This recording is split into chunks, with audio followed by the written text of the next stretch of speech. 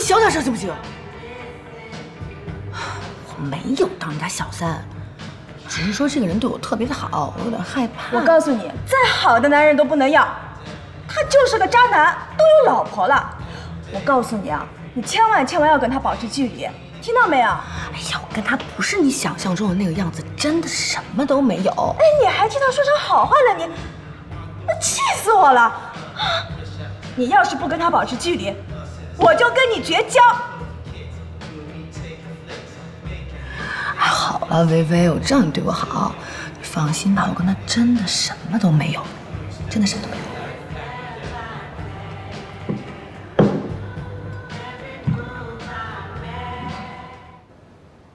老夫人啊，虽说集团平时的事儿是由西城做主，可是这回这么大的事儿，他也不和我们理事商量，自己就决定了。明明在价格上还有商量的余地，可结果呢，他这一出手就比预算多出了10%的价格呀。老夫人，说句话，您别不爱听啊。你不能再这么纵容西城了，否则我们……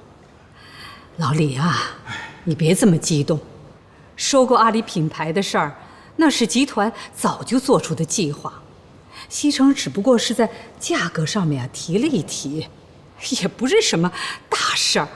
你看，你急的。老夫人，你也太惯着西城了。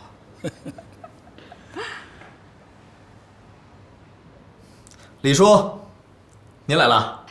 西城啊，你李叔来啊，就是想问问你，收购阿里品牌的事儿。你收购的价格，比我们预期的价格可是高出了10%。原来李叔是无事不登三宝殿的，其实也没多大的事儿。对方呢一直压着价格，就算我们再僵持下去，他也不会降低价格了。再说了，这10%也没多少钱。以这个品牌在国内的升值空间来讲，这钱很快就会赚回来的。哎呀，可是超出去那一部分不是小数目啊，西城。李叔，您年纪大了，今时不同往日，很多东西跟你们当年不一样，很多东西要做就得立刻做，免得夜长梦多。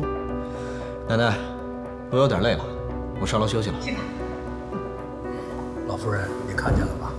根本就没把我们放在眼里，嫌我们老了。好了，别气了。